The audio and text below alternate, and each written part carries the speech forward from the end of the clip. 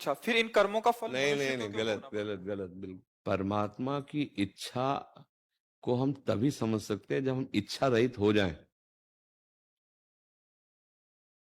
परमात्मा की इच्छा को तभी हम महत्व देंगे जब हम इच्छा रहित हो जाएं। अभी आपके ऊपर असर अपनी इच्छाओं का पड़ रहा है। सारा खेल आपके अंदर आपकी इच्छाओं से हो रहा है। आप देख रहे हो, आप देख रहे हो। आप सच्चाई से देखो कि आप मन और बुद्धि में तन्मय होकर इच्छाओं को कर रहे हैं, या आप में कोई इच्छा है पर्सनल। हमारे भगवान की जो इच्छा है वो आप हैं। आप, सिर्फ आप। आपकी जो इच्छा है वो ये वासनाओं का खेल है। आप में कभी कोई इच्छा नहीं हो सकती। जो आप भगवान के अंश है ना, अमल हैं, अविनाशी हैं, चैतन्य हैं, नित्य हैं, सुख राशि हैं। आप स्वीकार करते हैं बात? स्वीकार करते हैं। सुख राशि में सुख की इच्छा कैसे हो सकती है?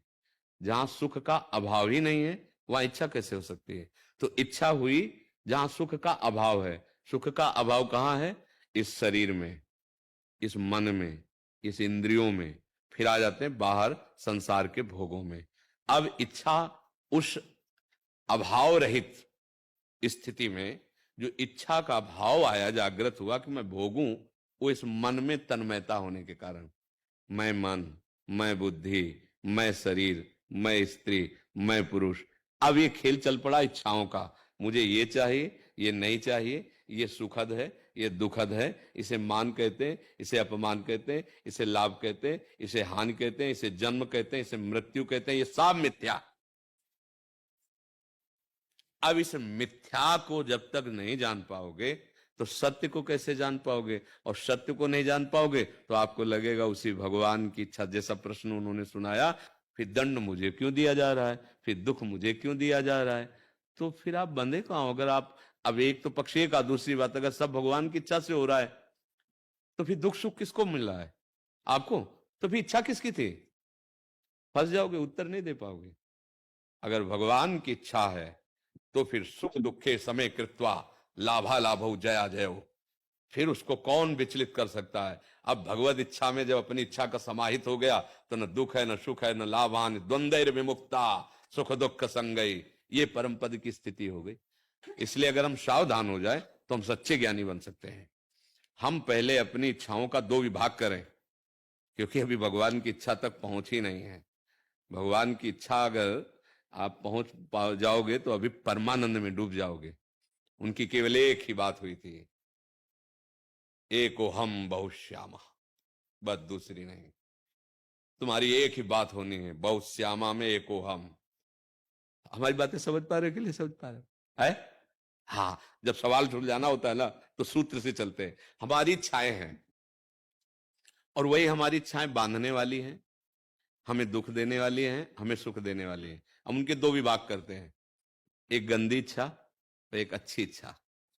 जिसको रामायण में कहा, कुमति सुमति सबके उर राय। सुमति कुमति दो प्रकार की बुद्धि। कुमति माने गंदी बातें, गंदी इच्छा, गंदे आचरण। सुमति माने अच्छी बातें, अच्छे कर्म, अच्छी इच्छा। हम पहले दो विभाग करते, गंदी इच्छा को मिटाते हैं भगवान के नाम के बल से और सुने हुए सत्संग के वचनों से, कि इतना तो पता है कि गलत क्या है। क्यों?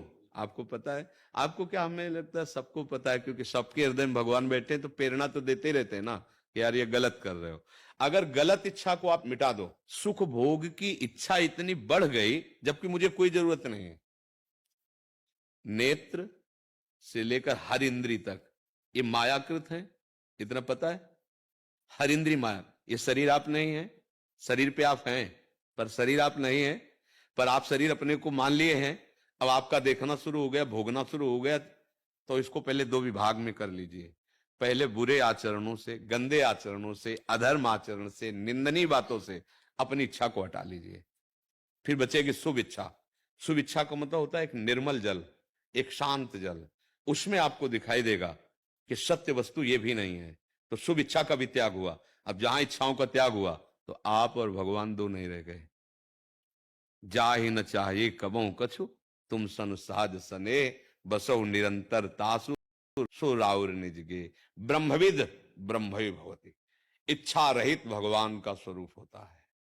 भगवान में इच्छा नहीं होती, इच्छा अभाव में होती है। समुद्र की इच्छा गड्ढों में खेलने की नहीं होती। गड्ढों में जो जल भरा हुआ है वो समुद्र की आकांक्षा नहीं है, आया समुद्र से ही है। ऐसे ही अगाध प्रेम समुद्र भगवान, आनंद समुद्र भगवान में कोई इच्छा नहीं होती। ये इच्छाओं का विभाग हमारे अंदर बैठा हुआ है। हम शुभ और अशुभ इच्छाओं का जाल बिछाकर फंसते चले जा रहे हैं। अगर ये सब भगवान की इच्छा से हो रहा है तो भगवान ने गीता में निषेध क्यों किया, भागवत में निषेध क्यों किया, संतों की वाणी में बैठ के क्यों आपको रोक रहे हैं, आपके हृदय में बैठ के क्यों रोक रहे हैं? फिर कानून विधान, भारतीय कानून संविधान फिर दंड क्यों दे रहा है? क्योंकि सब भगवान की इच्छा से हो रहा है तो भैया होने दो। ऐसा तो नहीं है ना, एक विधान बनाया गया करो और एक विधान बनाया गया नहीं करो। और जब ना करने वाले से आप ऊपर उठोगे तब करने वाले से भी ऊपर उठ जाओगे, क्योंकि करना और ना करना ये दोनों अहम की धरा में, अज्ञान की दशा में होते हैं। अहंकार विमूढ़ आत्मा करता हमिति मन्यते, फिर वो परमानंद स्वरूप जागृत हो जाता है। तो भैया पहले इच्छाओं का विभाग करो, वो न ले जाओ कि भगवान की इच्छा से हो रहा है। नहीं तो फिर हम ये भी कह देंगे भगवान की इच्छा से कैंसर भी होता है, भगवान की इच्छा से दुर्गति भी होती है, भगवान की इच्छा से नरक भी होता है, भगवान की इच्छा से फांसी हो। तो फिर रो काय को रहे हो, फिर प्रश्न काय को कर रहे हो, समस्या क्या है? पर बोले नहीं नहीं हमें ये नहीं चाहिए, ये नहीं चाहिए ना, हाँ तो फिर ये नहीं करना चाहिए।